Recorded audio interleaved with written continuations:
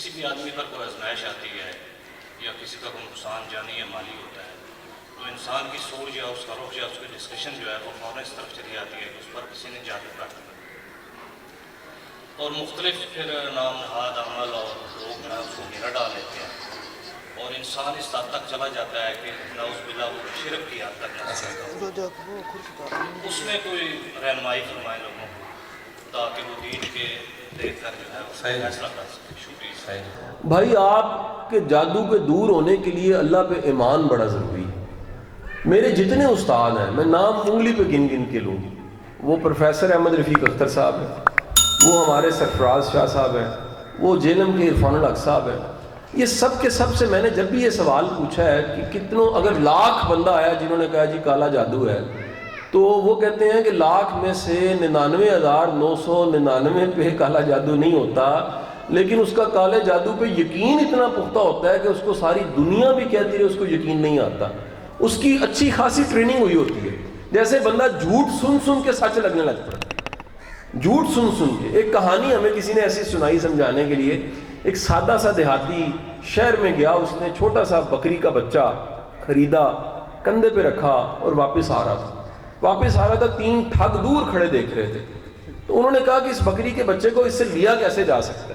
ایک ٹھگ نے اس میں سے بتایا طریقہ کار یہ ہے. تو وہ کلومیٹر کے فاصلے پہ کہیں کھڑے ہو گئے اور ایک نے اسے دیکھتے کہا کہ یار تو کیسا شریف بندہ ہے، کتے کا بچہ تو نے کندھے پہ بٹھایا ہوا ہے. اس نے دیکھا بکری کے بچے کی طرف اور دیکھ کے کہا کہ بکری کا بچہ کتے کا بچہ نہیں ہے. کلومیٹر کے بعد اگلا ٹھگ ملا. اس نے کہا میں پہلا بندہ دیکھا ہے جڑا ایڈا بیوقوف ہے کتے دے بچے نو کندھے تے لے کے پھر رہے. اس نے کہا کتے دا بچہ نہیں ہے بکری دا بچہ. تیسرا ملا، انہیں کہا دور فٹے منہ تیرے تے، کتے دے بچے نو تھلے رکھی دا تو مونڈے تے پایا. انہیں بھی سوٹیا کہ کتے دے بچے. سر جھوٹ نو بھی بار بار سنو سچ لگن لگ پیا. سو آپ کا اگر یہ ایمان ہے کہ میرا رب بڑا ہے، وہ طاقت والا ہے، وہ جبار قہار ہے، وہ حساب کرنے والا ہے، وہ رحم کرنے والا ہے، سر اگر یہ تعارف بڑا ہے تو پھر گنڈا تویز کچھ نہیں کر سکتا. لیکن اگر آپ کے کانوں نے جادو ٹونے کی بات زیادہ سنی ہے، وہ اقبال کا شعر بالکل ٹھیک ہے جس کا مفہوم یہ ہے کہ وہ ایک جو سجدہ ہے نا رب کا سجدہ، وہ 1000 سجدوں سے آپ کو بچا لیتے ہیں. وہ 1000 دروں سے جو دور دور ہونا ہوتا ہے نا اس سے بچت ہو جاتی ہے آپ کی. تو میرے بھائی اپنے رب کو بڑا ماننا سیکھیں، اپنے رب کو بڑا.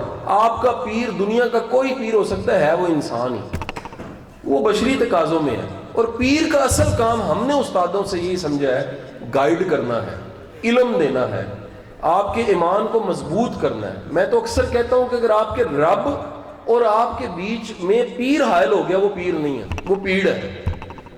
اور اگر وہ ہٹ کے آپ کو رب کا بندہ بنا دیتا ہے، آپ کو بندگی سکھاتا ہے، وہ اور ایمان مضبوط کر دیتا ہے. ہمارے استاد واصف علی واصف صاحب سے کسی نے پوچھا کیسے پتہ لگے اللہ والا ہے؟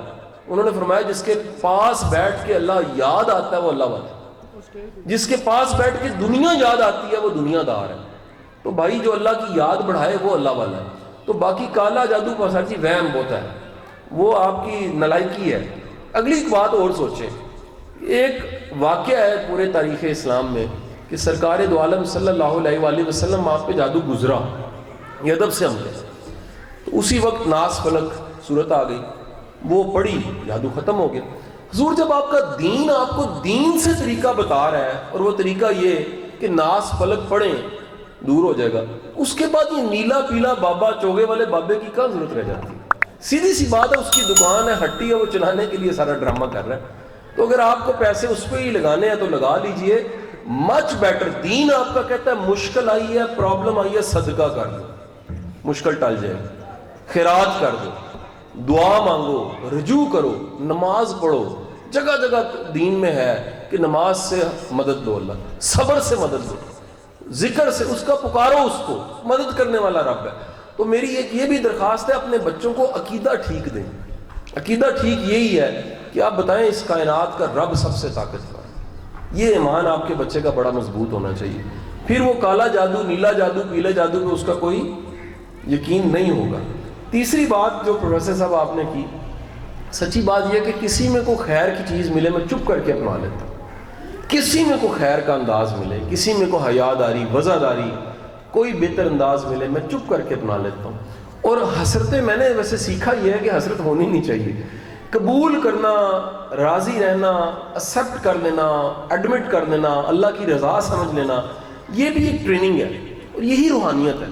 روحانیت جو ہے تقاضے کر کے, خواہشیں کر کے پورا کرنے کا نام نہیں ہے.